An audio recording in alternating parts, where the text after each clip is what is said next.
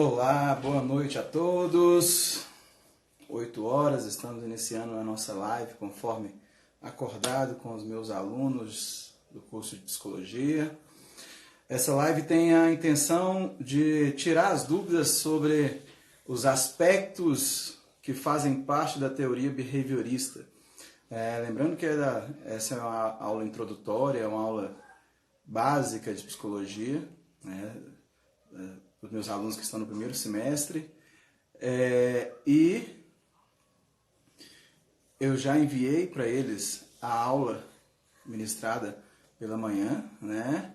Já enviei o material, já enviei todo o conteúdo, e neste momento a gente vai abrir para dúvidas sobre reforço positivo, reforço negativo e punição.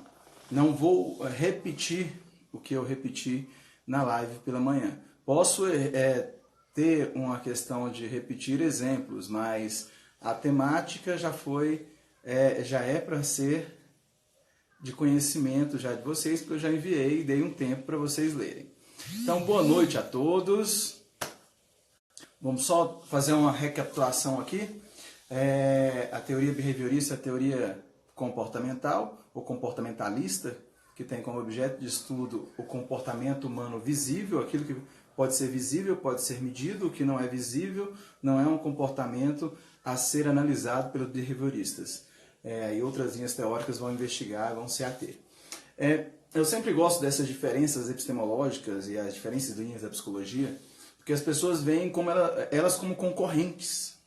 E eu discordo totalmente. Elas simplesmente se atêm a um objeto de estudo de forma diferente, e a resposta e as descobertas de cada linha teórica vêm a responder determinadas demandas, e cada uma tem a sua utilidade, são complementares muitas das vezes. Na minha atuação no âmbito jurídico, como perito jurídico, elas são complementares e eu preciso de todas. Lógico, sou psicanalista de formação, de pós-graduação, né? Meu mestrado, meu doutorado, tudo foi na linha psicanalista.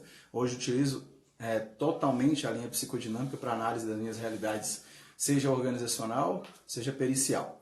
Então, a primeira coisa que eu quero deixar bem claro, me remetendo, é o behaviorista skinneriano, behaviorista clássico, né, que trouxe fundamentos importantíssimos que é usado até hoje. Ele diz que o comportamento condicionado, ou seja, aquilo que gera aprendizagem, aquilo que a pessoa vem a aprender ou modelar o seu comportamento, ele só ocorre se houver reforçadores. E esses reforçadores são de duas espécies, reforçadores positivos, reforçadores negativos. Dentro do reforçador negativo, você tem uma separação aí para a punição.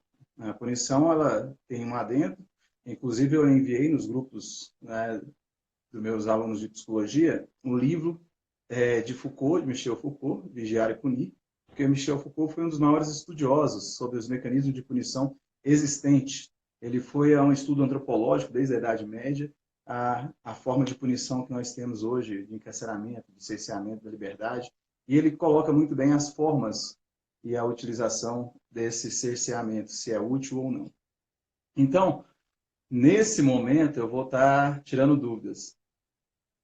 O áudio está legal aí? Alguém poderia me sinalizar se o áudio está bom? Porque me perguntaram cadê o microfone está na frente aqui, né? Eu não estou usando o microfone de lapela, tá bom? Se alguém puder me sinalizar se o áudio está bom, se está tendo algum problema com o áudio, que aí eu melhoro aqui e coloco o microfone de lapela.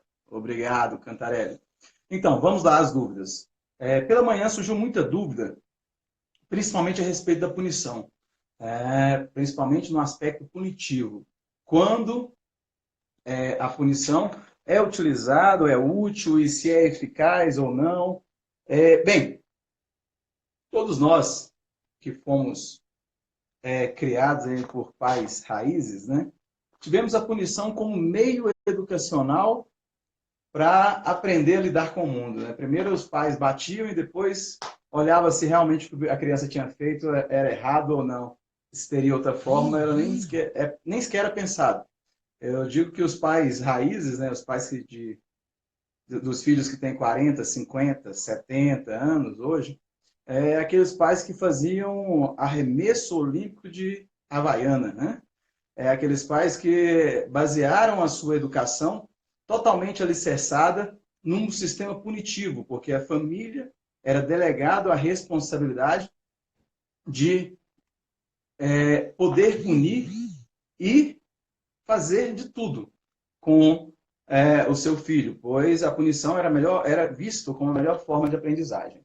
E hoje você tem um outro viés. Hoje os pais, eu vou chamar de pai Nutella, né? Eles não punem os filhos. Inclusive, a punição de chegar a bater no filho é rejeitada veemente. Eu não estou aqui defendendo nenhuma agressão frente aos filhos, mas eu estou querendo explicar o porquê que aconteceu. Vamos para a questão sócio-histórica para poder compreender e entender por que a punição teve tanta distorção na compreensão dela. Então, os pais de hoje, eles foram criados em cima, a maior parte, de uma punição muito repressora e, projetivamente, inconscientemente, eu vou usar outro termo de outra linha teórica para poder explicar isso, eles projetaram para o filho uma realidade a qual ele quer melhor que para ele. Todo pai quer isso para o filho. Eu quero para o meu filho tudo que eu não tive. Isso é um mecanismo projetivo, tá bom? Isso ocorre de forma inconsciente, o pai nem percebe. Então, nesta forma, a aplicabilidade, então, das punições também seguiu essa dinâmica projetiva, a qual o pai que foi muito punido, né, por seus pais, pelos seus avós e gerações anteriores, ele não quer que seu filho passe por isso, por esse sofrimento, porque ele acha que pode traumatizar a criança e que teria outras formas de educar, né? Então, hoje a punição ela é rejeitada veementemente. Porém, eu concordo com a rejeição, está correto, porque a punição tem que ser o último viés para se gerar aprendizagem, tá bom? Só que a rejeição e a aniquilação desse meio, né, desse reforçador negativo, ela também gera consequências. Você gera uma criança que não vai ter limites, não vai ter um superego formado com regras bem rígidas, e nós temos aí, então, crianças que não respeitam nem os pais, nem o professor, não respeitam nenhuma autoridade, e muito menos vai conseguir ser controlado socialmente. Vou, então, começar a responder algumas perguntas. Ouvi dizer que algumas pessoas estão com dificuldade em relação ao isolamento por se lembrarem de que os pais castigaram, dizendo que era para ir para o quarto. Isso tem fundamento? Muito fundamento. Toda punição, antes de toda punição, toda frustração vivenciada, ela é guardada. Ela é guardada para a vida toda. Isso quem fala não é o behaviorismo, isso quem fala é a psicanálise. Sendo a punição guardada para a vida toda, sendo a frustração, a punição gera uma frustração. Gerando uma frustração de cunho inconsciente. E o inconsciente, ele é atemporal, ele não tem prazo de validade, aquele conteúdo está o tempo todo ali. Então, na hora que eu vivencio na minha vida uma realidade que já foi traumática em algum momento, ou seja, na minha infância, eu ficava trancado no quarto como meio punitivo, aquele conteúdo que está lá guardado, de frustração frente à punição que eu vivenciava na infância, ele volta, e volta de forma atualizada, com a mesma potência. E isso faz com que as pessoas sintam-se reprimidas, presas, sem perceber o porquê. Elas não conseguem, ficam na inquietação, andam do quarto para a sala, da sala para o banheiro, vai no banheiro, fecha a porta, abre, liga a internet, liga a televisão, liga o som, chama os amigos no Instagram, no Facebook, no WhatsApp, conversa com o mesmo amigo no WhatsApp, no Instagram, e assuntos diferentes. Por quê? Por que acontece isso? Porque essa pessoa, essa ansiedade, essa agonia vivenciada nesse momento, está ligada a uma punição vivenciada na sua história, que se tornou uma gravação inconsciente, que nesse momento de cerceamento de liberdade para um bem comum, a pessoa não associa que é para um bem comum, ela associa como se fosse o sofrimento que ela vivenciou quando o pai dela prendeu ela no quarto. Então, é melhor castigar do que bater? Ótima pergunta. Vamos lá. Vamos entender punição. Vou repetir a definição de punição. Punição é quando você tem, né, a presença de sofrimento psicológico e físico. Eu preciso ter um dos dois presentes para ser considerado punição. Então, quando eu tenho a presença de sofrimento psicológico ou físico, essa punição, ela não gera aprendizado, ela simplesmente gera uma captação da informação a qual eu fui punido, uma gravação momentânea na memória, enquanto o agente punidor estiver próximo e a lembrança da punição estiver na minha mente. Uma vez que o agente punidor não está próximo e a lembrança da punição não está na minha mente, eu vou repetir aquele comportamento punido novamente. Então, se você me perguntar castigar você está imprimindo algum sofrimento psicológico. Também é uma forma de punição. A melhor forma de aprendizagem é o reforço positivo. Agora, entre bater e colocar de castigo, eu sou muito favorável do castigo. Tá bom? Porque o castigo mostra o limite, ensina a criança a lidar com a espera, a lidar com a frustração. Mas a Bíblia nos diz que corrigir com a vara e livrar da morte, quantas vezes conversamos e, por fim, castigamos fisicamente. Qual a sua opinião diante da psicologia? Ok, vamos entender qual a referência que você está tendo, né? A Bíblia diz que corrigir com a vara e livrar da morte. Concordo na maior parte aí da premissa, porque eu acredito que a maior herança que um pai pode deixar para os seus filhos não é dinheiro, tá bom? É conhecimento e limites. Uma criança que sabe se portar, sabe entender os seus limites, reprimir as suas demandas instintivas, respeitar o outro, ter empatia, ele vai conseguir transversalizar qualquer cultura em qualquer ambiente. Agora, a questão da vara em si, da punição ser necessariamente física, isso eu não concordo.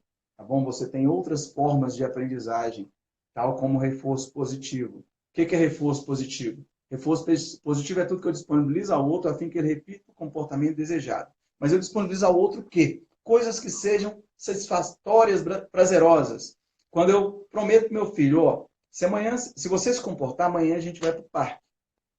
Ele se comporta, faz tudo que eu esperava e no dia seguinte ele vai esperar que eu leve ele ao parque. Se eu levar, ele vai entender que toda vez que ele se comportar, ele vai ganhar alguma coisa.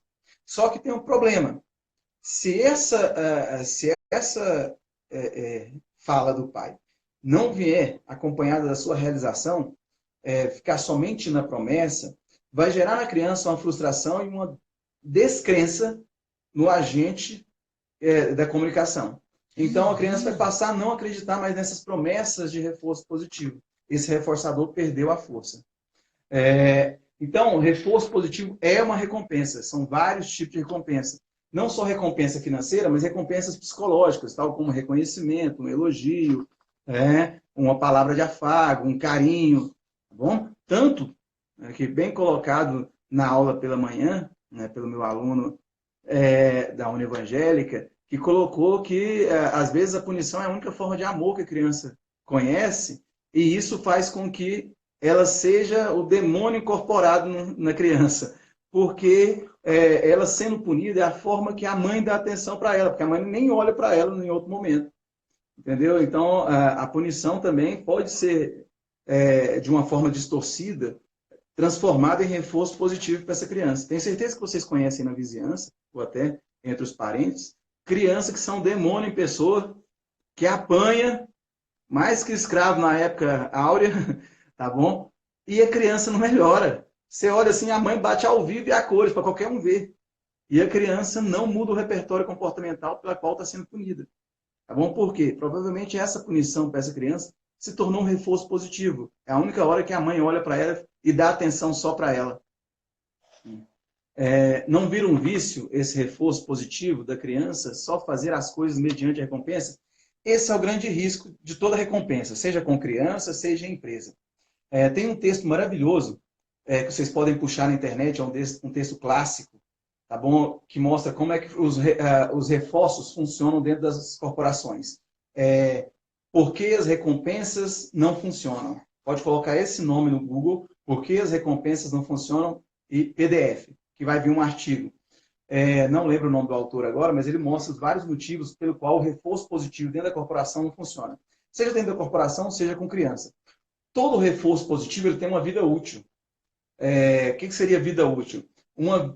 O tempo a qual a sua satisfação para aquele ganho, né, se faz presente. A partir do momento que você perde a satisfação pelo aquele ganho, ou seja, pelo elogio, pelo presente que você ganhou, o reforçador vai embora. Se você chamar a sua mulher de bonita, quando você estava namorando, não, você está muito bonita hoje, muito linda, se arrumou para mim, gostei. Ótimo. Até quando esse reforçador vai funcionar? Depois que você casar, você acha que esse reforçador vai funcionar? Não. Esse reforçador precisa ser atualizado, precisa ser ampliado. A criança não é diferente. A criança, a partir do momento que você pede para ela, ó, vai comprar o pão ali para mim, e eu deixo você ficar com o troco. Você já contabiliza o troco nesse momento de crise, vai sobrar R$ 2, ele fica com R$ 2. E vai chegar um momento que esses R$ 2 não vai ser satisfatório. Não sendo satisfatório, a criança vai falar, pai, não vou não. Mas você pode ficar com o troco. O troco não está comprar nada? Não quero não. Você vai ter que melhorar esse reforço. Ou seja, o reforço só financeiro, ele corre esse risco de virar barganha. Dentro das empresas, por exemplo, eu preciso recriar a todo momento forma de recompensar o funcionário. Só comissão, gratificação, não funciona. Se eu dou só comissão em cima da produtividade, essa comissão pode chegar a um nível de saturação, eu já sei quanto que eu vou ganhar, porque tem uma realidade social envolvida, uma realidade de consumo, então não vai passar disso, eu vou deixar de me dedicar tanto, não vou me empenhar tanto. E também os vendedores podem formar uma carta de clientes e ficar satisfeito com aquele ganho. Então a comissão deixa de ser motivacional. Então eu tenho que criar outras coisas, tenho que criar viagens, tenho que criar objetos como os brindes, tenho que criar PLR, participação dos outros resultados. Eu tenho que ampliar o meu repertório de reforço positivo para que ele não se torne viciante, seja para o adulto, seja para a criança, em qualquer gênero e qualquer idade. Quando quero que minhas filhas façam suas tarefas diárias, falo, você já fez o que eu mandei. Se disseram não, eu acumulo e passo outra tarefa. Isso é certo? Maninha, isso é um exemplo de reforço negativo. O que quer dizer isso? Quer dizer que se ela não realizar as tarefas a qual foi proposta e negociada de antemão, ela vai ser sobrecarregada de outra tarefa. O que vai fazer com que ela sinta uma pressão psicológica e realize. Até porque tem que ter consequência. Beleza, vai acumulando tarefa. E se ela não fizer, ela vai receber punição, vai ficar de castigo, você vai retirar alguma gratificação dela, vai retirar celular, vai retirar a internet, acabou os passeios, acabou o namoro, entendeu? Então, precisa vir acompanhado de outras coisas. Somente o acúmulo de tarefas não garante sucesso, mas funciona por um tempo. Professor, eu bati no meu filho, ele depois disso, ele lembra da surra e não faz mais isso. Os mesmos erros. Essa atitude que fiz, será que foi gerado no psicológico dele algo que amedronta? Se seu filho você nunca levantou a mão para ele, nunca bateu nele, sempre lidou de forma pacífica, atenuando, conversando, colocando de castigo. E de repente, no seu repertório de comportamento frente a essa criança, você traz uma mudança de comportamento muito brusca, tal como uma surra, e essa surra provavelmente deve ter sido intensa, porque quando você tem um acumulador de estressores frente a um agente, que é a criança, você não bate nela só pelo motivo daquele dia, você bate por todo o histórico. Então, provavelmente pode ter assustado ela, e esse assustar faz com que a lembrança da punição dure mais tempo na consciência dela, o que é muito bom. Pessoas que são aprisionadas, ou seja, pega em ato ilícito e são presas em flagrante, são as pessoas que melhor têm possibilidade de correção comportamental do seu ato ilícito.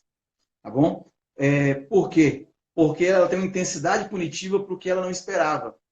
Vamos pegar um empreendedor de comportamento, um empreendedor, tá bom, de artigos de exportação e importação para produtos carnavalescos. Ou seja, ele vende loló, lança perfume. E ele está empreendendo, ninguém nunca prendeu ele, tudo. De repente ele é pego com 10 caixas de lança-perfume e é preso. Em flagrante, e responde o processo aprisionado, sem fiança, porque a quantidade era muito grande. Né? Ele nunca esperava isso. A chance dele corrigir esse comportamento e empreender em outras áreas lícitas é muito maior do que se ele for pego com uma pequena quantidade, responder o processo de liberdade e prosseguir nessa ascensão de empreendimento de ilícitos carnavalescos. E se ao invés de dar, eu tirar?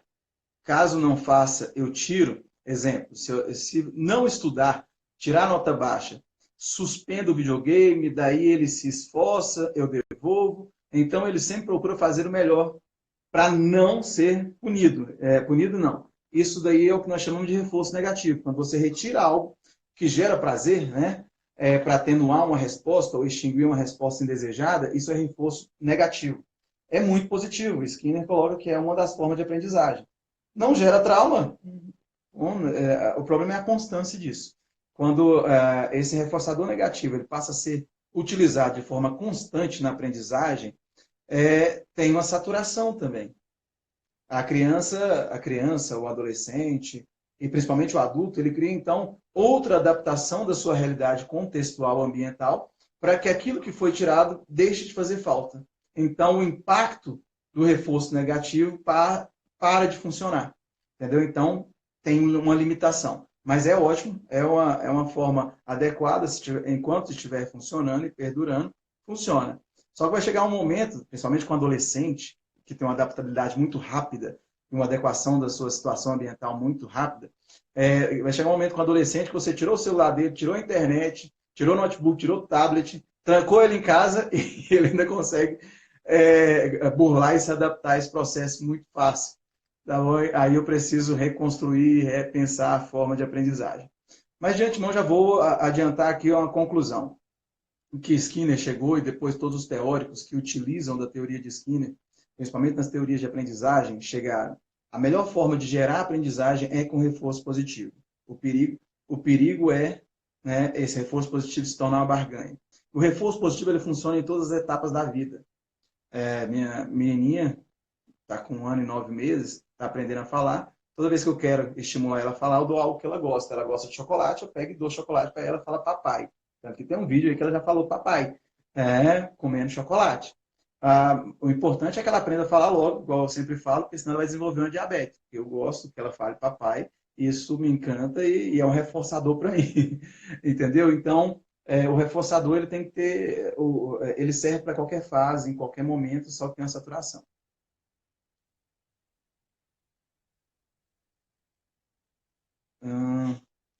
Não entendi. Aqui tem alguém que me mandou uma pergunta aqui. Como fazer? Como fazer com o quê? Vamos colocar esse como fazer funcionar os tipos de reforçadores. Reforço positivo. O reforço positivo, toda vez que ele é apresentado no primeiro momento, ele é muito gratificante, porque você está ganhando algo que você não esperava e para fazer algo que às vezes você faria sem precisar. Tá bom?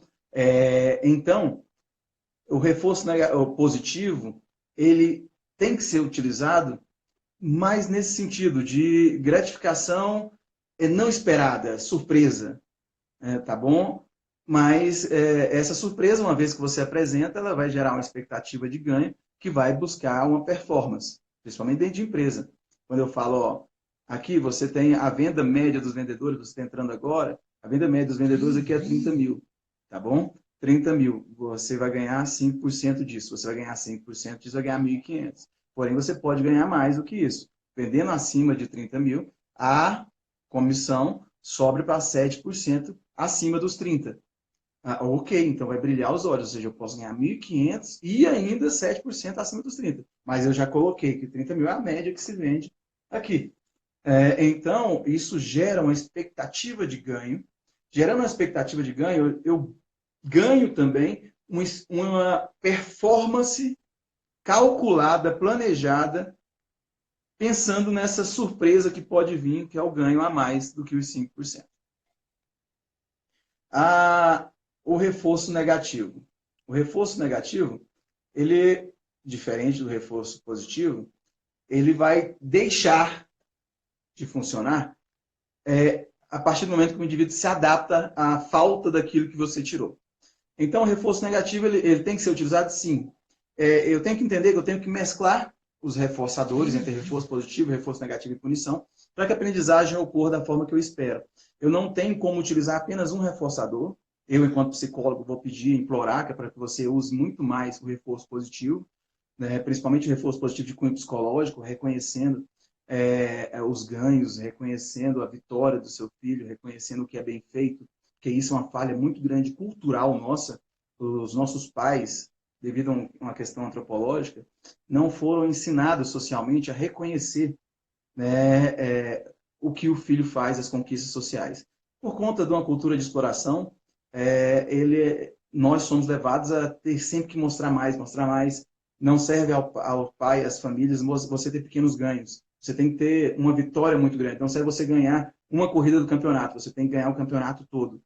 Entendeu? Então, os pais aprenderam, assim, por uma questão social, antropológica, e faz com que hoje o reconhecimento profissional na vida adulta seja hoje o maior motivador para a produtividade dentro da empresa do que o salário, para você ter ideia. Sabe quais são os 5 motivos que fazem com que as pessoas trabalhem? Aí você vai, dinheiro, professor, dinheiro, cara, dinheiro. Não, não é dinheiro. Tá bom? Dinheiro fica em 5º lugar, só para você ter ideia. Primeira coisa que leva ao indivíduo a trabalhar, pesquisa da Você SA, da Exame, é perspectiva de crescimento. Ou seja, perspectiva de crescimento motiva o indivíduo. É um reforçador natural. Segunda coisa, reconhecimento profissional. Trabalhar em um lugar que você é reconhecido, tem a sua produtividade, tem liberdade de produtividade e reconhecimento. Terceiro motivador organizacional, né, que é um reforçador, uma liderança eficaz. Ou seja, uma liderança que reconhece e que gera perspectiva de crescimento. Quarto reforçador, tá bom? Um clima organizacional harmônico, uma equipe que desenvolva junto. E o quinto é salário. Entendeu? Então, quando dizemos em reforçadores, precisamos pensar em vários mecanismos, não só em gratificações financeiras. Mas se a gente não tirar algo da criança ou não corrigir ela com os tapas no mundo lá fora, isso não vai ser algo ruim para ela futuramente, porque lá fora as pessoas não presenteiam por fazer certo. Sim, concordo. Vamos pegar os pais raízes aí, vamos falar assim, eu prefiro que eu bata no meu filho do que o policial bata lá fora quando ele crescer. Sim, um filho que aprende, que é punido, que aprende os limites da sociedade, os limites do outro, que aprende a desenvolver a empatia, que aprende a controlar o seu choro, que aprende... Porque as punições antigamente era engraçado, era até cômico, porque as mães espancavam você, né, e falavam assim, ó, não quero escutar um pio. Se fizer barulho, apanha de novo. Mas como? O negócio está doendo. Tá bom? Então, o problema da punição não é que ela não deve existir, ela não deve ter excesso. Tá bom? O Estado precisou intervir com a lei da palmadinha, não porque a punição é errada, não. Entenda, os pais de 20, 30, 40, 50 anos atrás, os estressores sociais que eles tinham eram muito menores. Vou precisar explicar aqui a questão do estresse. O estresse, ele é cumulativo. Tá bom? O estresse ele não se dissipa facilmente. O que quer dizer isso? Você sai de casa, pega um engarrafamento, você se estressa. Chega no trabalho, não tem reconhecimento, tem um acúmulo de trabalho, ainda tem tarefas que era de outro profissional que você tem que fazer, atribuições que escapam à sua função, então você tem que fazer acúmulo de funções, uma série de fatores, você estressa. Aí vai visitar cliente, não consegue o resultado positivo, você se estressa novamente, volta para casa, engarrafamento. E chega em casa e encontra filhos.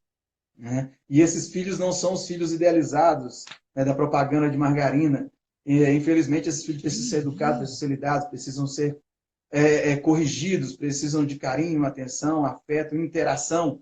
E aí, quando esse filho não responde à perspectiva projetiva de margarina, né, da propaganda de margarina que a gente é criado, imaginar que o filho vai ser sempre bonitinho, limpinho, que vai se comportar, sentar e assistir televisão, isso me estressa. E quando eu me estresso com ele, nele eu posso bater. Então, nos motoristas, no meu chefe, no outro, eu não posso bater. Então, ele é uma canalização do meu estresse. Mas eu vou bater nele pelo que ele fez errado hoje? Não. Eu vou bater nele, não pelo que ele fez errado, eu vou bater nele pelo engarrafamento que eu enfrentei, pelo meu chefe que não me reconhece, pela minha carreira miserável, eu vou bater por todas as mazelas que me estressou no dia e vou descontar nessa criança. Então, a intensidade da agressividade punitiva, hoje, das mães, é muito maior. Ah, mas na minha época, minha mãe me batia com galho de marmelo, professor. Meu pai deu foi com a cinta na minha cabeça. Beleza, mas não era constante. Tá bom? A intensidade de alguns pais, realmente, desde a antiguidade, era excesso. Né? Se você pegar na Idade Média, no pré-capitalismo, várias crianças vieram a óbito porque tinham não era considerado criança, na verdade, era adulto em miniatura. Quem tiver interesse nesse assunto, leia o livro, né? A História Social da Criança e da Família, de Philip Aires. Tá bom? Então, hoje, os estressores são maiores. Então, o Estado teve que intervir com a lei da palmadinha, porque o excesso de punição estava levando, então, a fraturas, a óbito de muitas crianças. Para vocês terem ideia, um dado que não aparece e que não é notícia, né, no Jornal Nacional, nem no Jornal da Record, e nem em jornal, para não traumatizar as pessoas, em média, você tem aí o falecimento de 2 crianças, em média, por dia, de agressão familiar. Tá bom?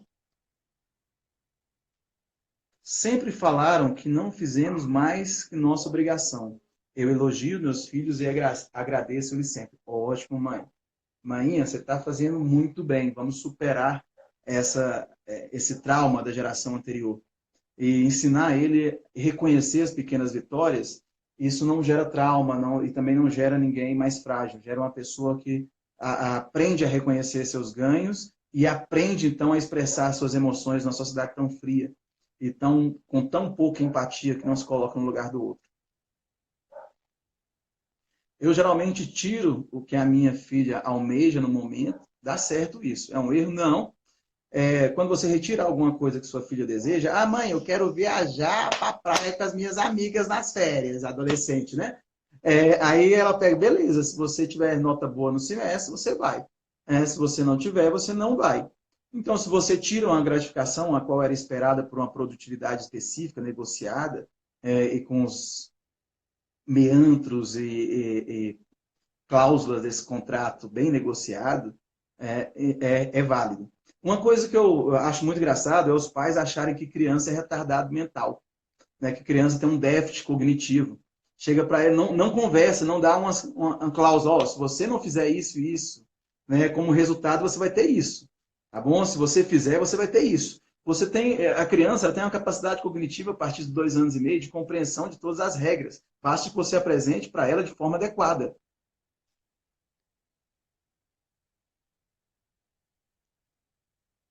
Vou só responder aqui. Eu vi uma pergunta aqui. Opa. Será que a falta de punição aos menores de 18 anos ajuda a esses menores a cometerem mais crime? Cantarelli, eu vou bem antes disso. Uma criança, aí eu vou mudar de teoria, vou para a teoria psicanalista, freudiana, clássica, tá bom? Freud coloca que uma criança que até os 5, 6 anos não teme nem aos pais e nem a Deus, não vai temer a mais nada nessa vida. Então, o que acontece? Muitas vezes essas crianças, esses adolescentes que já estão em comportamento ilícito, ou seja, já são criminosos sociais, com 14, 15, 16 anos, eu conheço vários com 13, conheço um com 13 em Valparaíso, que já passou por mim por avaliação, que já matou mais de 80 pessoas, tá bom? E esse aí, fazia tempo que ele estava sumido, né? Estava fugido, ele fugiu para Unaí, agora voltou para o entorno novamente. É um santinho. Mas o que acontece? Ele é filho de pais separados, foi criado pela avó, a avó também já foi presa por tráfico e tal, tem todo um contexto ambiental desfavorável. Mas não é o ambiente que forma, mas sim, não é só o ambiente que eu posso culpabilizar, tá bom? Mas a questão é que a falta de punição, ela vem bem antes da adolescência, tá bom? Por isso que eu estou colocando a importância da punição existir desde a infância. Não a punição de agressão física, mas a punição de formação de superego. Lembra? Quando você era pequeno lá, quem tem mais de 30 anos, 40, aí, quem está no meu grupo aí etário, quem tem 30, 40, 50 anos vai lembrar bem. Lembra quando você tinha 3, 4 anos que você o pai apagava a luz, porque era cara, ainda é, né? Assim, apagar a luz. Eu falei, ô pai, eu tenho medo do escuro. Aí eu falei assim, por quê? Tem bicho papão. Tem não, menino, lá de frescura. E o pai fazia, Aí o menino ficava morrendo de medo e tal. Aí ele ia dormir, ficava vendo, nem dormia, ele ficava com medo. Ele não podia chamar o pai, porque se chamasse o pai, a mãe apanhava. Então ele dormia, ficava tremendo de medo, tinha que enfrentar os seus medos, que era um sofrimento psicológico, era uma forma de punição. E o menino dormia de cansaço. E dormia bem a noite toda, sem frescura nenhuma. Tá bom? Então, gerava nele então um sofrimento momentâneo, mas para ele aprender a lidar com seus medos, os seus fantasmas. Isso aí com 4, né, 3, 4, 5 anos. Hoje as crianças, eles usam metiolate que não arde, entendeu? Ou seja, são crianças que os pais têm medo de frustrar ela. Tem medo de frustrar por quê? Porque os pais querem ser amados por essas crianças. Eles querem vivenciar com ela o que eles não vivenciaram com seus pais. Repetindo, os pais querem sempre para os seus filhos tudo o que ele não realizou. Isso é projeção, tá bom? Eu estou fazendo uma mistura, isso quem fala é psicanálise, não é behaviorismo, para poder voltar à punição. Então, vou só voltar aqui na questão projetiva para você poder explicar a sua questão, Cantarelli. Lembra que eu falei na sala? Vamos pegar aqui, eu queria dançar balé. Ai, meu Deus! E nunca foi possível, porque eu não tinha destreza, era gordinho, ou era desengonçado, alguma coisa. A minha filha nasce, tá bom? Ela nem sequer começou a caminhar, eu já dou a roupa de balé para ela. Com 1 ano, quando ela estiver começando a engatinhar, eu já estou fazendo alongamento de bailarina para ela se tornar bailarina, porque a criança está condenada a realizar o que o pai não realizou, o que os pais não realizaram, tá bom? Isso é projeção. E em cima dessa projeção, os pais que foram punidos em outrora têm medo de punir os filhos, pensando que vai traumatizar. Beleza, o excesso faz mal, só que eu preciso de ter punição para não chegar ao ponto desses adolescentes que não têm regras, não têm limites, chegarem ao confronto da lei social e, uma vez que se tornam criminosos, raramente vão conseguir voltar ao seio da licitude social, infelizmente, nesse momento.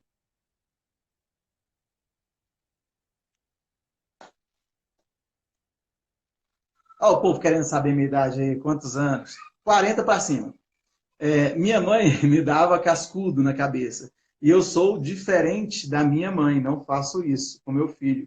Eu fiquei traumatizada. Ótimo, ainda bem que você não faz mais isso. Porque cascudo realmente não é uma forma de punição muito adequada. Cascudo é uma forma de punição adequada lá entre os adolescentes, né? Agora, entre mãe e filho, eu acho que você tem outras formas mais adequadas, mais sutis de punir, um puxãozinho de orelha, um beliscãozinho, né? Agora, cascudo realmente não é adequado. Eu sou contra qualquer agressão que envolva rosto e cabeça. Né? Minha mãe me bateu muito de cipó de goiaba. Hoje eu não como mais goiaba, só o suco.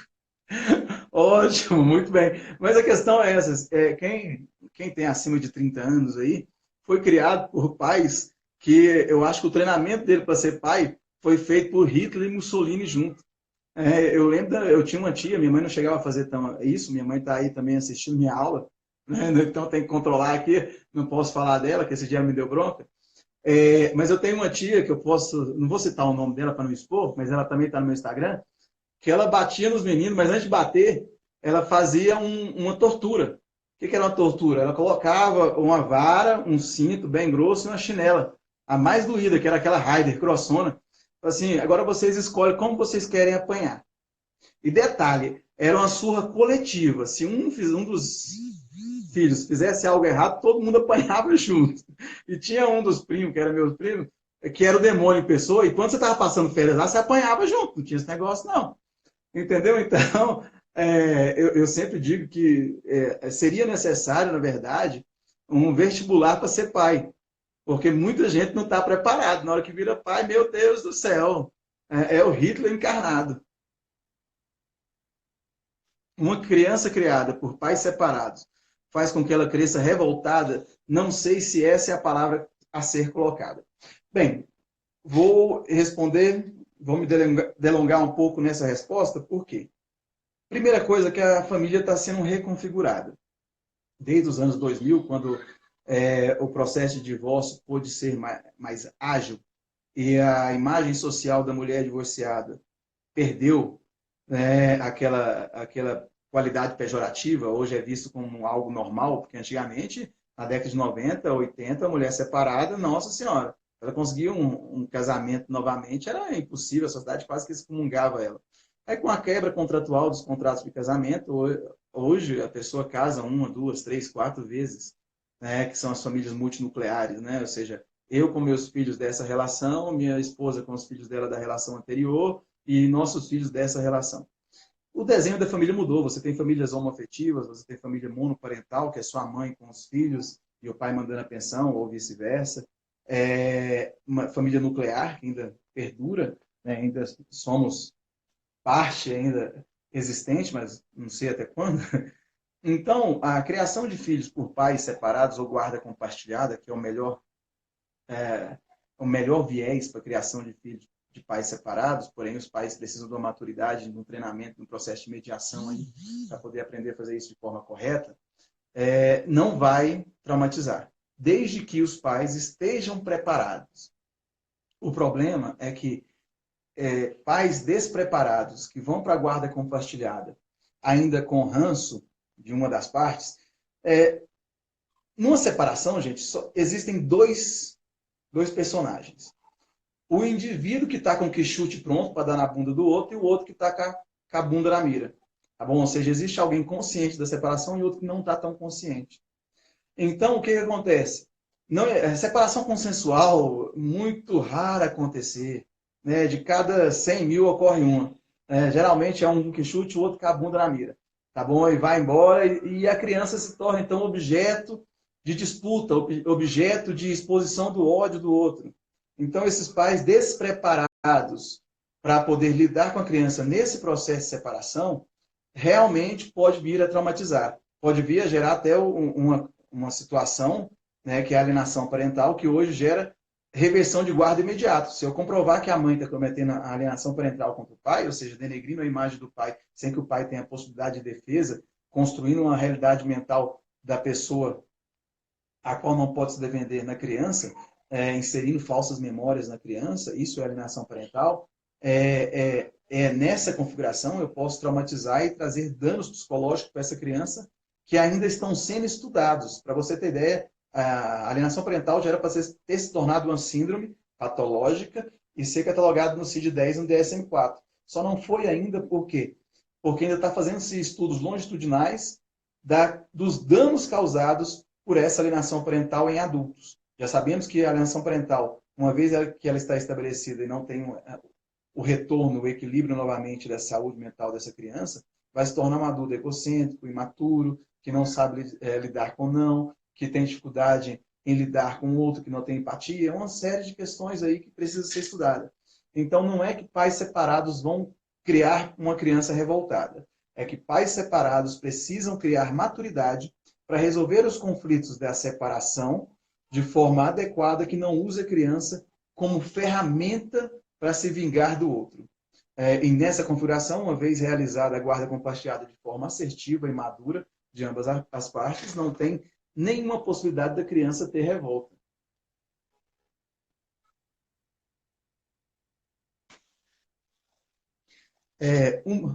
O amor em excesso e muito dos pais para com os filhos os tornam adultos com problemas de querer muito amor e atenção de todos.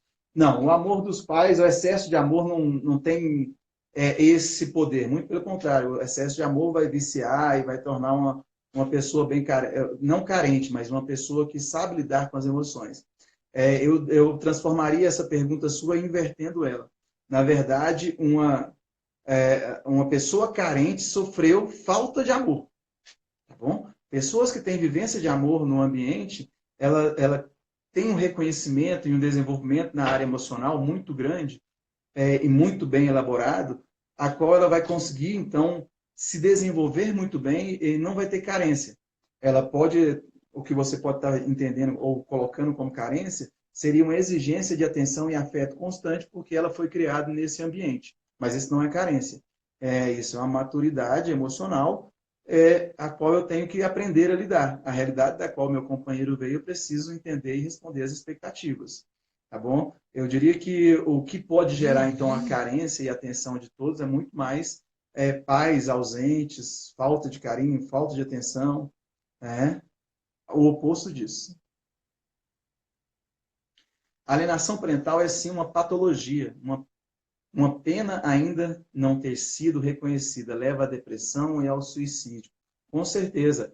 Eu, como perito jurídico aí, a minha primeira perícia, lembro bem, a primeira perícia que eu fiz de alienação parental foi no município de Parauapebas, né, lá no Pará, né, o Tribunal de Justiça, isso em 2004, já faz uns 2 dias.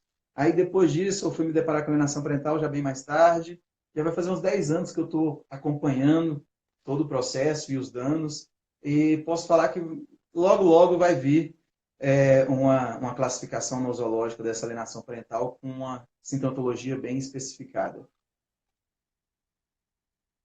No meu caso, meus pais se separaram, eu tinha 12 anos, porém, eu e meu irmão fomos morar com os nossos avós paternos. Isso foi uma solução melhor que ter essa guarda compartilhada, ou foi pior para nós?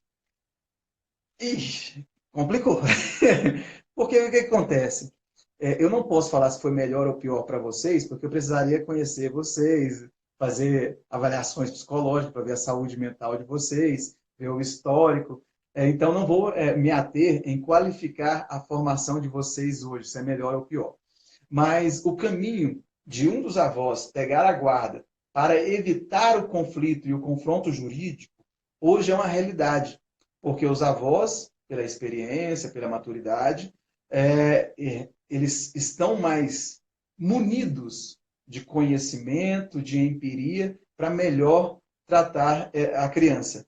Entendeu? Então, por isso que, às vezes, muitos juízes, ao se deparar com um confronto constante, eu tenho um processo que eu sou perito aqui na cidade do interior de Goiás, que esse processo já está rodando, começou como uma alienação parental, depois ele foi para a área penal também, por uma outra denúncia, depois juntou os dois. Já vai fazer uns 5 anos esse processo, e a criança está para lá e para cá. Vai para a mãe, vai para o pai. Não, agora o pai só pode fazer visita com a vigilância do Conselho Tutelar. Aí depois a mãe perdeu a guarda porque cometeu alienação, comprovou. Mas agora estamos tentando guarda compartilhada. Quando demanda muito tempo na disputa jurídica em que as crianças estão sofrendo, estão igual bola de ping-pong, para lá e para cá, estão perdendo estudo, estão perdendo uma série de vivências sociais por conta da disputa jurídica dos pais, os juristas buscam, então, um ambiente que seja mais harmônico, em que os pais consigam, então, comunicar-se com o intermediador, ou seja, com um mediador aí, que seriam os avós. Nessa situação, os avós se tornam a melhor opção para essas crianças. Nesse caso que eu dei do processo, é uma das opções. Pessoal, só deixar uma coisa bem clara, passou uma pergunta aqui que eu não... então, quer dizer que eu bater no meu filho pequeno de 2 anos não traumatiza? Bem, depende do tipo de surra. Tá bom? Mas um tapinha na bunda, um tapinha na mão. A minha filha mete o dedo na tomada, eu dou um tapa na mão dela.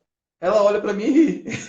Ah, porque ela acha bonitinha, ela acha que eu estou brincando. Porque como eu brinco com ela, umas brincadeiras meio brutas, porque pai é meio desengonçado mesmo e eu sou desastrado, eu jogo ela no colchão, ela machuca, né? Jogo ela pro alto, ela gosta. Então, um tapinha na mão que ela não sinta dor, ela não vê como punição. Aí eu preciso puxar ela forte, assim, aqui não pode, aqui dá choque. E dou um beliscãozinho nela que ela entende. Entendeu? Então depende do tipo de punição. O problema é o excesso da punição. Tá bom? A punição ela só é eficaz para a aprendizagem. Para a punição funcionar, ela tem que ser imediata. Logo depois que ocorreu o fato a qual você quer corrigir, você tem que aplicar a punição. Se tiver um deslocamento temporal dessa punição, ela deixa de funcionar. Por isso que nossos presídios não conseguem modelar o comportamento. Por quê? O indivíduo comete um homicídio aqui, ou comete um acidente de trânsito que leva à morte. Ele responde processo de liberdade, depois é condenado depois de 10, 12 anos. Tá bom? O deslocamento temporal permite esse indivíduo criar justificativas fantasiosas para o seu fato. E assim já sanar o sofrimento psicológico com o ilícito, e quando ele for punido, essa punição já está muito distante, já não vai funcionar. Então, o nosso sistema carcerário não funciona pelo deslocamento temporal. Não bastasse isso, tá bom? A punição, para ela funcionar no sistema carcerário, ela tinha que levar o indivíduo quase que à morte. Tinha que ser muito intensa. Isso que foi o resultado de Skinner. Para que a punição, como único reforçador, funcionasse, ela tem que ser muito intensa, quase levando o indivíduo à morte. E não é a nossa realidade. Tá bom? Muito pelo contrário. Isso era a realidade da Idade Média, né? da idade da economia feudal.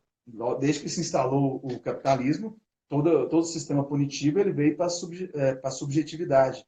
Quem se interessar em entender melhor sobre essa temática é só ler o livro de Michel Foucault. Tá bom? Ouvi de alguns psicólogos que essa relação dos pais na separação pode estar relacionada com transtornos dismórficos. Você acha que isso tem fundamento? É complicado eu colocar uma causalidade da separação, tá bom? Um padrão da separação, porque não existe um padrão. As pessoas casam e descasam por motivos N. Uma pessoa que sofreu abuso sexual, né, no ambiente familiar, ela pode muito bem casar para fugir daquele ambiente familiar, sem nenhum preparo, sem estar preparado emocionalmente, sem ter superado o trauma. Então, você tem vários motivos aí, né, das separações. Eu posso dizer que pessoas com transtornos dismórficos tendem a ter uma possibilidade de separação mais imediata, por conta que é um transtorno do ego, que transforma a pessoa simplesmente numa leitura egocêntrica da realidade, não tendo empatia com o outro e desprezando o mundo. Entendeu? Então, eu posso afirmar que os transtornos dismórficos, se um dos parceiros tem transtornos dismórficos, pode facilitar o processo de separação. Agora, não posso falar que todo indivíduo que separa tem transtorno dismórfico. Isso é falácia, isso é achismo, isso não é ciência. No caso da criança fazer uma coisa errada e a mãe deixar a punição ao pai, gera uma imagem do pai como ser que sempre pune e a mãe não? Então, nós temos aí uma divisão social de papéis, né, por uma questão de gênero, que foi criado já há muito tempo. Não vamos aqui buscar culpado para as situações, mas a questão é que é colocado na sociedade que o pai é responsável, então, por punir e a mãe é responsável pelo cuidado. E quando você tem essa separação muito grande dentro da família, ocorre um probleminha. As crianças vão tender a respeitar apenas a lei, que é o pai.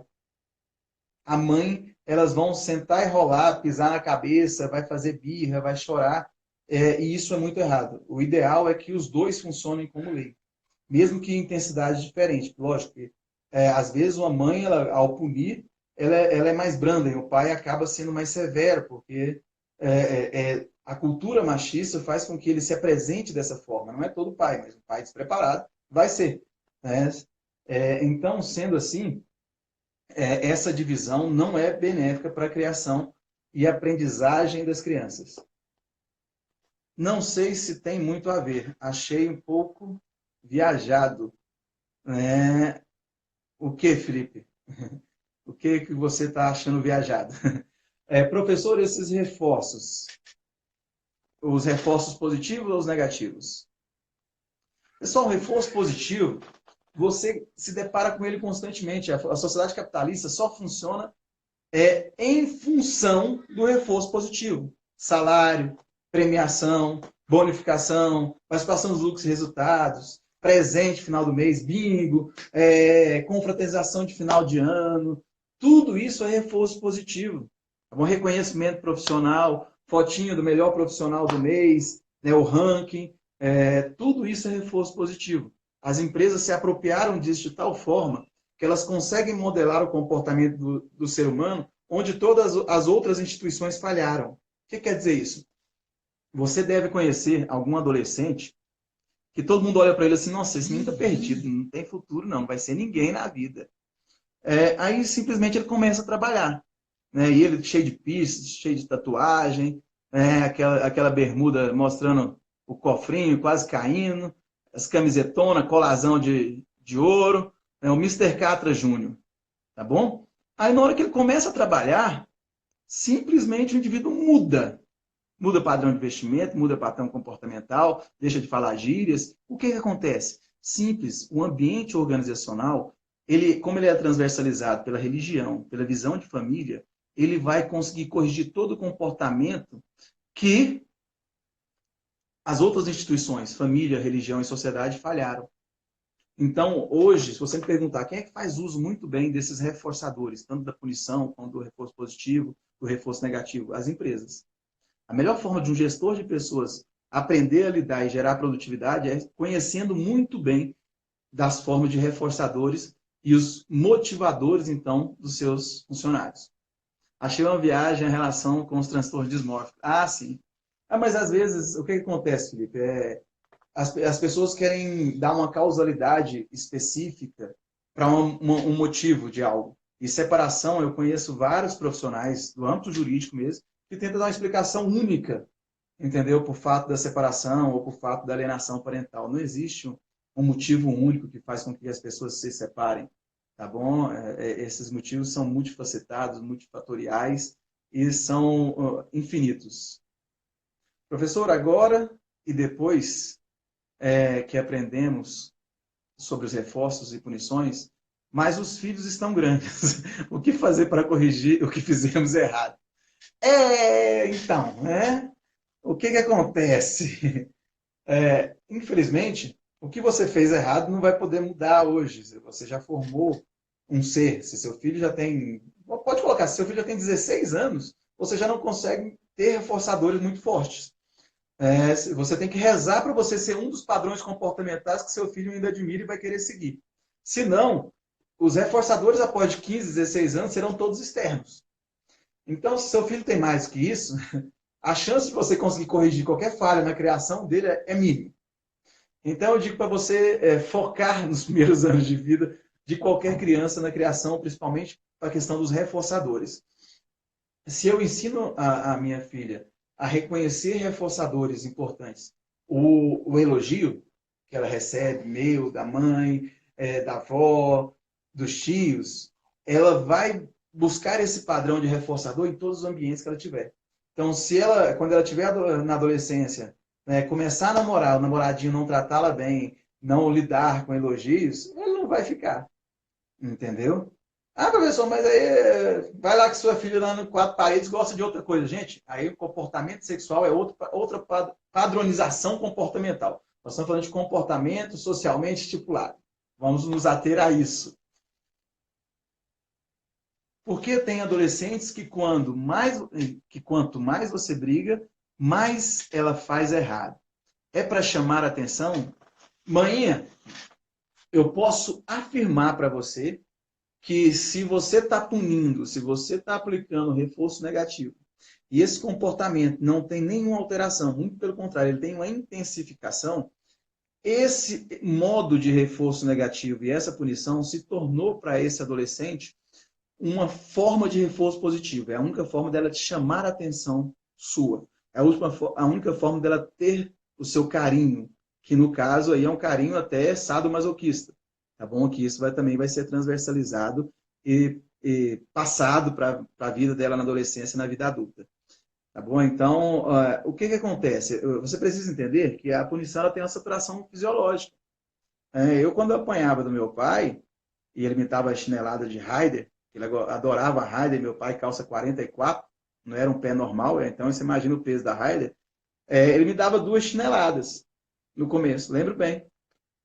Tinha, tava nem aí, tranquilo, me adaptei rapidamente. Demorou 2, 3 semanas, precisava dele dar 5, 6, 7 chineladas. Porque o nosso corpo, o sistema sinestésico nosso de dor, ele tende a adaptar-se quando você infringe dor constante. Então, você vai precisar de uma intensificação dessa punição. E esse é o perigo. Ah, sim, quando você tenta fechar uma explicação causa e efeito, né, para algo, com certeza, ciência não tem isso. Tá bom? Bem, então, eu quero que vocês entendam que é preciso é preciso, se faz necessário, usar reforçadores. Só que eu tenho que fazer uma mescla entre eles e tenho que entender que a punição ela tem uma limitação. A punição, além de ser a pior forma de aprendizagem, ela é muito saturada. Se você me disser onde que é necessária a punição, eu só consegui encontrar uma aplicabilidade necessária dela como uma forma de aprendizagem no âmbito organizacional como gestor de pessoas. Quando eu puno um funcionário a fim de prevenir esse comportamento errado dos demais que estão vendo essa punição. Entendeu?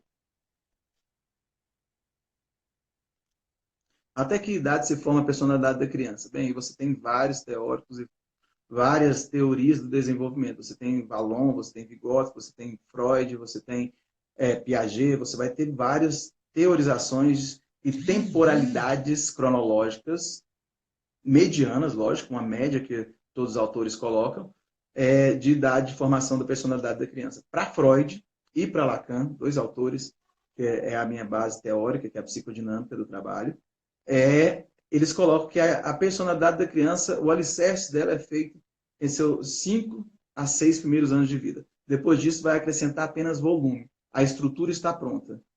Tá bom? Porém, outros autores vão colocar que você vai ter fases diferentes. Vallon vai colocar que você pode formar a personalidade da criança até a sua vida adulta. Então, temos outros teóricos que vão ser mais brandos, mais amenos. Se você pegar alguns autores sócio-históricos, vai falar que esse processo nunca acaba.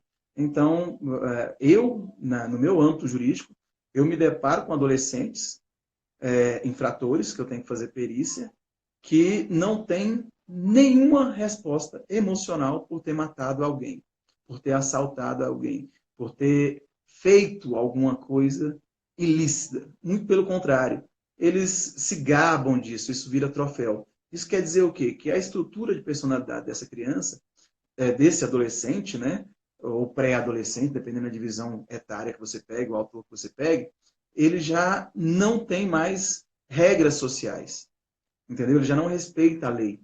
E nessa visão, nessa perspectiva, a questão de formar o superego que foi deformado no decorrer da sua formação, não existe. Não existe. Não existe punição que será possível remodelar. Tá bom? Não adianta eu prender ele, não adianta eu colocar numa cadeira de eletrochoque e aplicar a punição. Não vai adiantar, não vai remodelar. Salvo alguns, pouquíssimos casos que eu tenho, aí nesses 20 anos que eu estou no âmbito de avaliação psicológica, 17 anos como perito jurídico, raríssimos os casos de algum adolescente que tem adolescente infracional, ou seja, que já cometeu algum ato ilícito grave, principalmente homicídio, que tem reconfiguração e remodelação da sua personalidade. Então, essa ressignificação permitiria a ele um controle de uma personalidade que foi distorcida. Mas é muito raro mesmo. Eu posso colocar aí de 15 mil adolescentes entre 12 e 18 anos que eu atendi nesses anos todos. Se eu conseguir encontrar 2, foi muito. Tá bom? Muito. Eu não me lembro desses 2. Eu estou dando um exemplo que às vezes deve ter, mas eu não encontrei eles na rua, na realidade social. Entendeu? Então, existe mais alguma pergunta? Vou só exemplificar por que eu estou batendo tanto que a punição não é uma forma adequada, porém ela também não pode ser rejeitada totalmente. Porque a punição ela vai gerar uma instância psíquica muito importante, que é o superego, e uma forma de lidar com a realidade. Vamos pegar você. Você já foi punido, em alguma forma, já? Você enquanto adulto? Vamos pegar aqui multa de trânsito. Eu sempre dou esse exemplo porque eu ganho várias no ano, gente. Não sei, essa polícia gosta demais de mim, esse radar. Tem uma pregnância com a minha placa, não sei o que é. Mas vamos pegar multa de trânsito. Você já ganhou alguma multa? A multa que você recebeu, quer dizer que você nunca mais se comportou daquela forma? Eu recebi uma multa por estacionar em lugar proibido, em Aruanã. Eu estacionei lá na rampa onde desce os barcos e tinha uma placa lá, só que tinha vários carros e não tinha lugar para estacionar. Eu cheguei de madrugada e deixei lá. Levei essa multa. Quer dizer que nunca mais eu estacionei em local proibido? Porque eu levei essa multa? Não. Na hora que eu chego em algum local proibido, o que eu faço? Eu olho. Qual que é a realidade social? Muita gente estacionou também? Beleza. A polícia trabalhando? Tem alguém multando? Não tem nenhum carro multado? Já passou de 1 hora da manhã? Então eu faço uma leitura social. Se não tem risco, eu vou repetir aquele comportamento que eu fui punido. Por quê? Porque a punição ela só funciona enquanto a lembrança da punição estiver na minha consciência ou o agente punidor estiver próximo. Agora, se eu passo por um local proibido de estacionar e tem um indivíduo multando lá, lógico que eu não vou dar uma volta no quarteirão, vou estacionar o carro a 10 quilômetros de distância, mas não vou ser multado. Entendeu? Então, entendo, a punição e a eficácia dela é enquanto o agente punidor está presente ou a lembrança da punição está na minha consciência. Uma vez que o agente punidor não se faz presente, a lembrança da punição não está presente mais na minha consciência, eu vou repetir o comportamento ilícito. Por isso que é tão difícil você tirar as pessoas que entram no tráfico. Aí fizeram uma pergunta aqui interessante, quanto ao caráter e a personalidade. Como posso diferenciar uma pessoa de mau caráter para uma pessoa de personalidade forte? Essa terminologia do senso comum de personalidade forte, né? Ou seja, uma pessoa intempestiva, uma pessoa mais impositiva, uma pessoa que se impõe, isso para mim não é personalidade forte. Eles chamam de autenticidade, né? Uma pessoa mais autêntica. Não, eu digo que é uma pessoa que não respeita o social, não tem empatia. Isso não é autenticidade, não. Tá bom? Isso é grosseria mesmo. Então, o que você chama de personalidade forte, o senso comum chama de personalidade forte, não tem nenhuma visão científica para isso. Para nós é grosseria mesmo. Na verdade, você tem vários tipos de personalidade, várias leituras de tipos de personalidade. Eu uso a minha leitura pelo viés da psicanálise, porque é a minha epistemologia, a minha linha teórica, porém você tem leitura de personalidade de Bandura, você tem leitura de Jung, você tem leitura de Rogers. Então, na hora que você fala de tipo de personalidade, fica muito complicado. Aí eu vou precisar especificar uma teoria específica. Skinner não trabalha com tipologia de personalidade. Trabalha com reforçadores, modelagem de comportamento. Então, não é da teoria, não vou poder te responder. Mas como diferenciar um mau caráter de uma personalidade forte? Aí eu vou poder usar o behaviorismo para poder explicar para você. A melhor forma de entender, né, o comportamento de alguém é o comportamento preditivo dela, ou seja, o comportamento anterior. Exemplo, se você está namorando uma pessoa que traiu seus 5 últimos namorados, trocou por outra pessoa e logo estava em outra relação. Qual que é a chance dessa pessoa de trair? Nenhuma. Entendeu? Então, o comportamento preditivo dela, ou seja, anterior, vai poder te dar um dado estatístico de possibilidade de mau caráter. Tá bom? Não tem outra forma. Precisamos usar a experiência anterior do indivíduo. Ah, mas eu mudei. Bem, a pessoa não muda da noite para o dia. Tá bom? Deixar bem claro.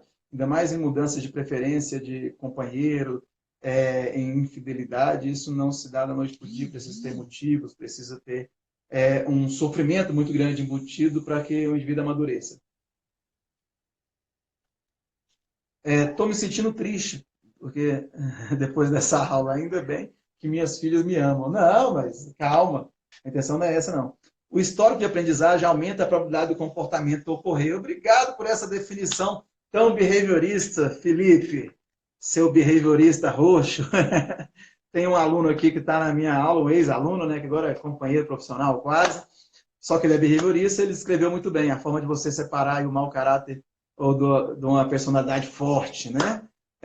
O histórico de aprendizagem aumenta a probabilidade de comportamento ocorrer. Ou seja, a partir do momento que você analisa o histórico da pessoa que você está se relacionando, você vai conseguir entender se esse mau caráter dela é um defeito comportamental já instalado ou se é apenas um momento.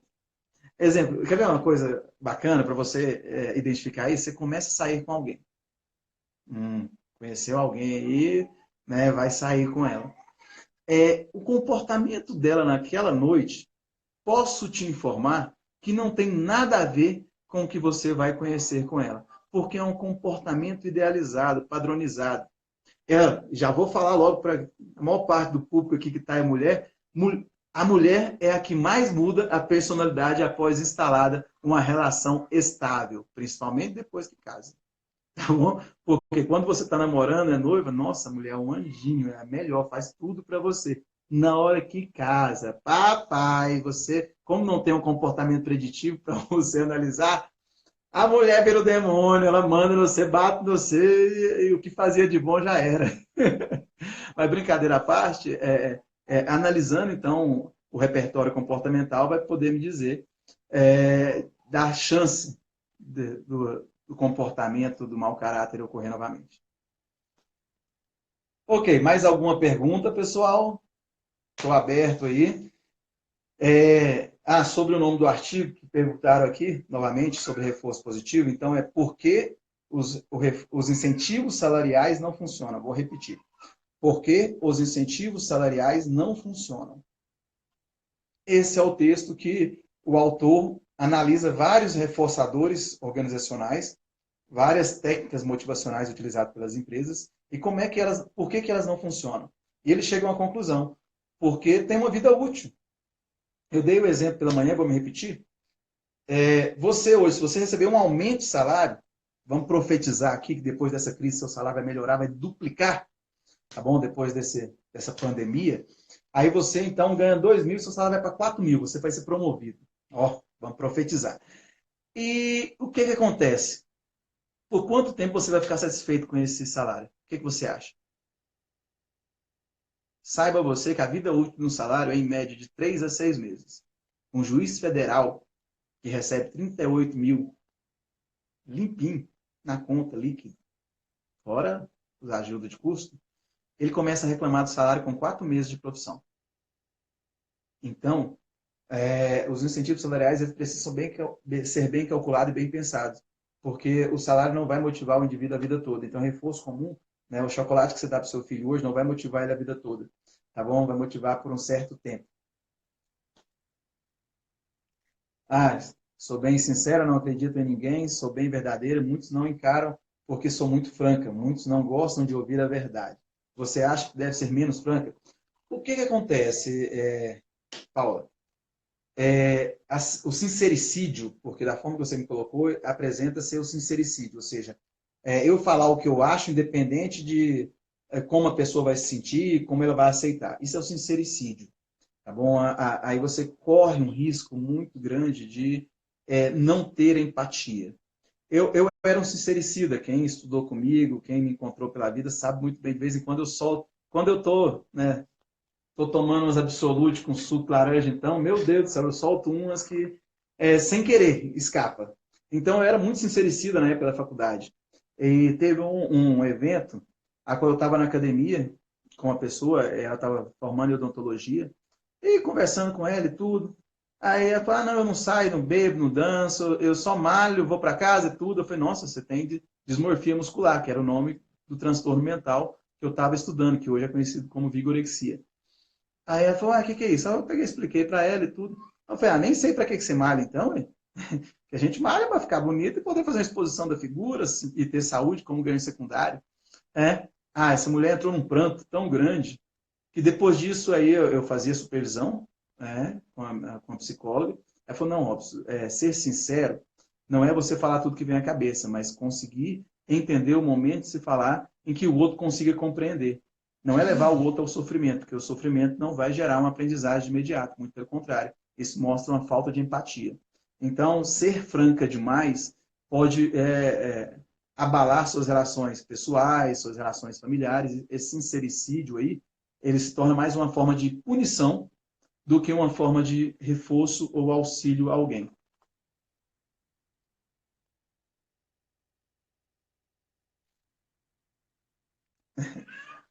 Professor, vou precisar sair. Ok, Felipe, brigadão pela participação. Bem, eu sou assim, professor, sinceríssima, né? Então, cuidado, porque isso corre o risco de você ter um impacto no ambiente familiar. No ambiente corporativo, dentro das empresas, já posso afirmar que com esse perfil, a perspectiva de você ser promovida ou de você ganhar cargos dentro da empresa é nenhuma. Um sincericida poucas vezes é visto como alguém a ser promovido. Porque o sincericídio é uma deformação para o ambiente organizacional. Isso não é bom. Tá bom? Então, o sincericida ele tem que aprender a fazer uma leitura social para saber o momento em que eu vou falar. Aqui na minha rede social, tem uma ex-chefe minha posso falar o nome dela, que eu adoro ela hoje, que é a Mareli, e ela me chamava, qualquer coisa que acontecia que precisava de ser criticado na empresa, na realidade, na gestão, ela assim, fala aí, crítico, entendeu? Porque eu colocava a crítica, mas quando eu me deparei com a Mareli, eu já estava muito mais controlado do meu sincericídio, e hoje eu sou muito tranquilo, eu guardo para mim. Aí eu guardo o meu sincericídio para quem está preparado, que é para os amigos, que depois a gente resolve isso, nem que seja no braço. Não podemos ser as duas coisas, empático e sincero?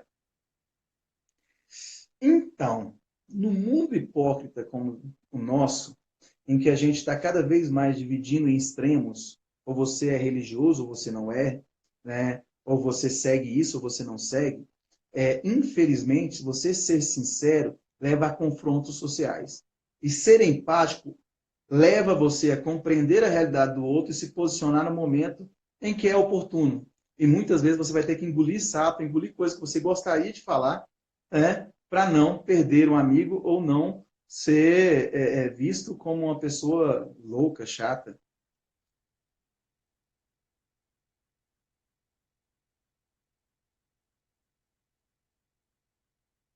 Obrigado, Thalita. O sociopata tem origem na formação ou na criação? Adorei a pergunta, Cantarelli. Nós vamos estudar isso mais à frente no curso, vai ter uma matéria específica de psicopatologias, mas o sociopata, a descrição do sociopata é um transtorno mental, tá bom? Causado na estrutura de personalidade psicótica. Ou seja, a estrutura de personalidade, ou seja, o funcionamento psicodinâmico, psicótico, uma vez que ele se desestabiliza, ele vai se transformar em sociopata. Aí você pergunta, tem criação na formação? Eu vou responder com uma fala bem minha. Nenhum monstro se cria sozinho. Pouco de biológico existe num sociopata, num serial killer. Nenhum monstro se cria sozinho. A Susana Ristoff, ela é resultado de uma família deformada. Então, o crime que ela cometeu não foi culpabilização apenas dela, mas de uma criação que não estruturou uma personalidade adequada, gerou uma deformação e gerou uma sociopatia nela.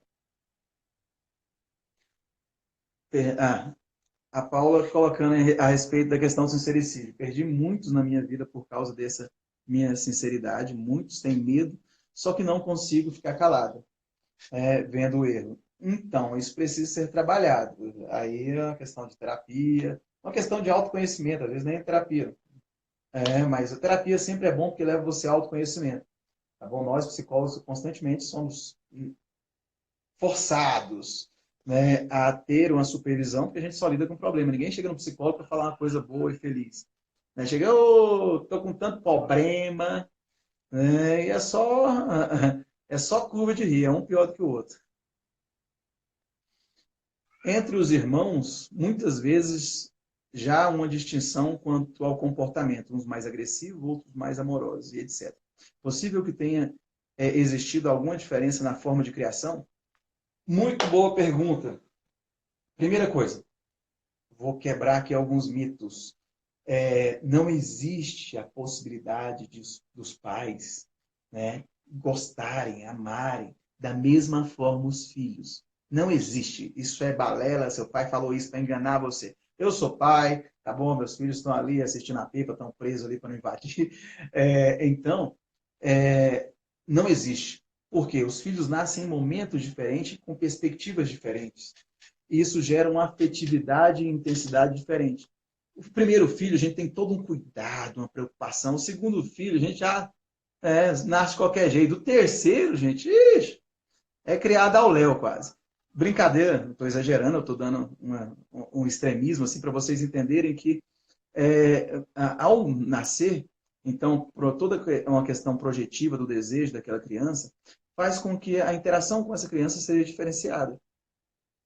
Então, a afetividade é a forma que ele vai se desenvolver perante o mesmo ambiente familiar vai ser diferente. Porque a forma que as regras vão ser postas para o primeiro filho não vai ser a mesma forma que as regras vão ser postas para o segundo. Apesar que na cabeça dos pais, eles não, vou ensinar do mesmo jeito. Só que a intensidade não é a mesma, o outro irmão já está intervindo, né? o outro irmão já é culpabilizado por uma série de coisas. Então, a questão é que a diferença dos reforçadores do momento histórico que cada irmão nasce faz com que, então, os irmãos, mesmo estando na mesma família, tendo o mesmo repertório genético, tenham comportamento, às vezes, muito discrepante, muito diferente um do outro.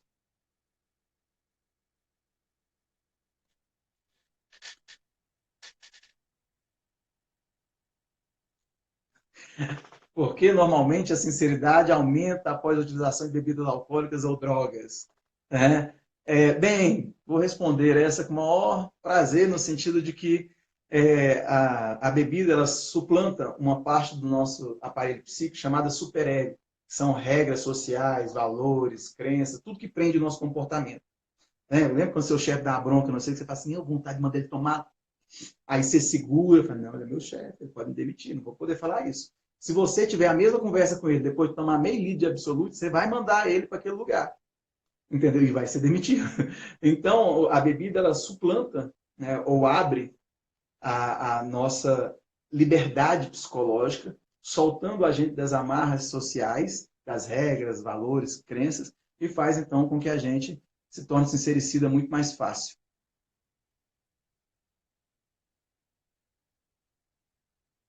E essa pergunta aí, Thalita, eu vou precisar de mais uma hora aí só para responder ela. Né? No caso do homem ser narcisista, como lidar, Robson? Na verdade, o homem moderno, tá bom? Ele não é mais metrosexual, esqueça. O homem moderno se tornou quilômetro sexual. Tá bom? Se tornou muito. Tem homem aí, não vou falar o nome dos meus amigos, mas que tem uma bolsa de maquiagem maior do que muita mulher. Tem amigo meu que para sair para a festa, a maquiagem dele começa às 8 horas para acabar às 11. Então, o que você está falando de homem narcisista, entenda que a sociedade fez com que o homem se preocupasse, então, com a sua beleza, com a sua imagem social, e transformou ele em quilômetro sexual, não é metro sexual não, tá bom? É quilômetro. Então, esses homens que são muito preocupados com a aparência, muito preocupados com o seu modo de expressão social, eles têm como reforçador a gratificação de ser reconhecido. Que, nossa, está muito bonito, né? Nossa, que pé, parece um pêssego. Mal sabe que usou uma Mary Kay lá mais do que a namorada dele. Tá bom? Então, o que acontece? O que você está chamando de narcisista, na verdade, é uma obrigação social hoje do homem ser bem cuidado, se preocupar com o seu bem-estar, com a sua saúde e com a sua beleza como um todo. Isso faz, então, com que os reforçadores sociais tornem ele cada vez mais narcisista. Agora, o narcisismo se torna patológico quando ele não respeita o outro. Quando tudo é para ele, tudo é por ele e tudo é porque ele quer. Aí esses homens narcisistas são patológicos, aí precisamos analisar cada tipo para explanar para você como lidar, tá bom? Porque eu preciso entender que tipo de narcisismo. Você tem um narcisismo que gera o ciúme patológico, que o homem acredita que você é objeto só dele, que todo mundo te quer, entendeu? Então, esse homem egocêntrico, que tem o ciúme patológico, ele nem sequer é contaminado por essa questão metrosexual egocêntrica narcisista, tá bom? Geralmente são homens raízes, que o egocentrismo o narcisismo está voltado para a obtenção do objeto como único seu. Então, você tem várias formas de narcisismo, várias configurações. Para poder responder a sua pergunta com maior destreza, eu precisaria catalogar todos eles e colocar como é que cada um funciona nas relações amorosas e quais os riscos. Mas eu posso afirmar que de todos, entre um homem que passa 2 horas se maquiando, que se depila, que passa 1 hora e meia na academia, que usa 10 perfumes, fica creme para mão e tudo, entre o homem quilômetro sexual, né, que é narcisista, por uma sociedade estipulada porque o reforço social dele é o reconhecimento de sua beleza, e o homem narcisista no seu objeto, ou seja, que trata a mulher como um ganho, como um troféu, esse homem aí o risco com ele é que quando a mulher é troféu é um objeto dele, então ele vai se tornar um ciumento patológico, porque esse narcisismo está alicerçado na obtenção desse troféu. Então, é muito arriscado. Eu tenho uma amiga que quer reclamar porque o namoro não tem ciúme, o namorado não tem ciúme dela. Primeiro eu vou desmistificar isso. Não existe a possibilidade dele não ter ciúme. Ele não tem expressão, ele não expressa esse ciúme.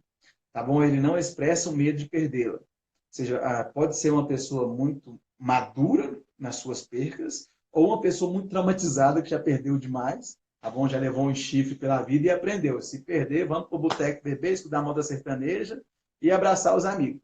Entendeu? Mas não existe possibilidade de pessoas que não têm ciúme. Existem possibilidade de pessoas que não expressam seu ciúme e têm um autocontrole muito bom. Tá bom? Mas o ciúme ele está inerente ao objeto amado.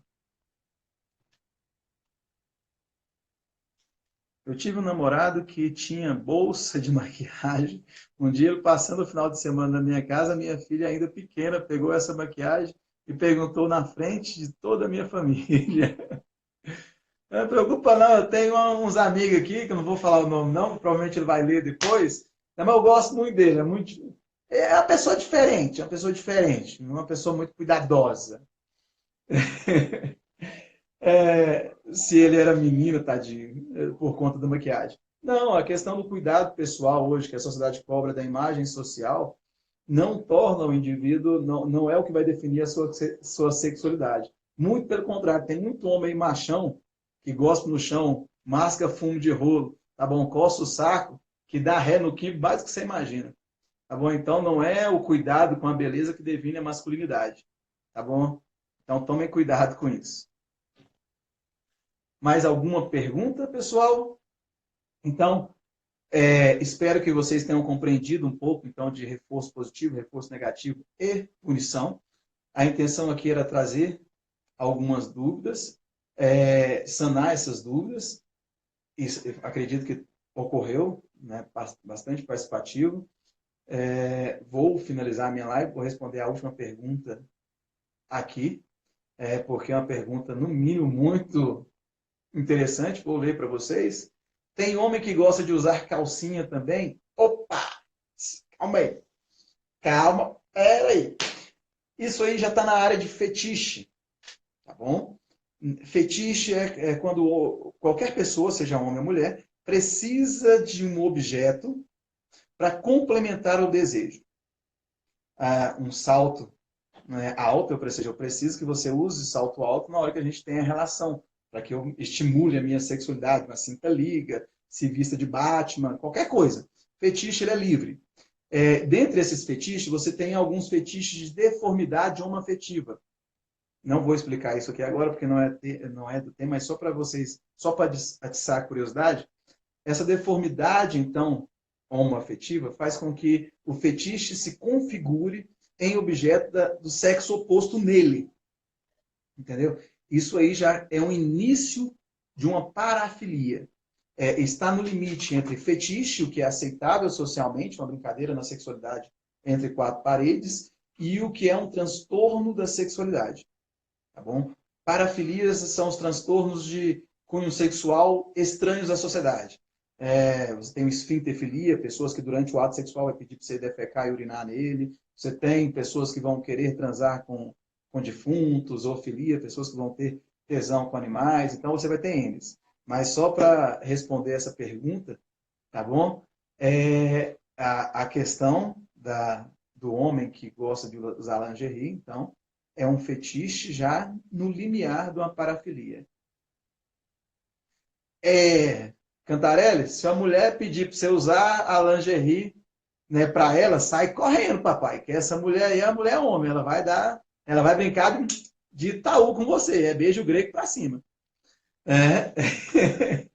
Ok, pessoal, vamos ficar por aqui. Agradeço a todos a participação, desejo a vocês aí um ótimo final de semana que se aproxima e que a gente consiga superar logo essa pandemia. Espero que semana que vem, já no final, como resposta, que a curva endêmica esteja bem controlada, que a gente todos possamos retomar nossas atividades presenciais e nossa vida social normalmente. O Instagram já está avisando que está acabando. Beijo a todos. Retorno com a minha live, então, na terça-feira. Tá bom? Tchauzinho.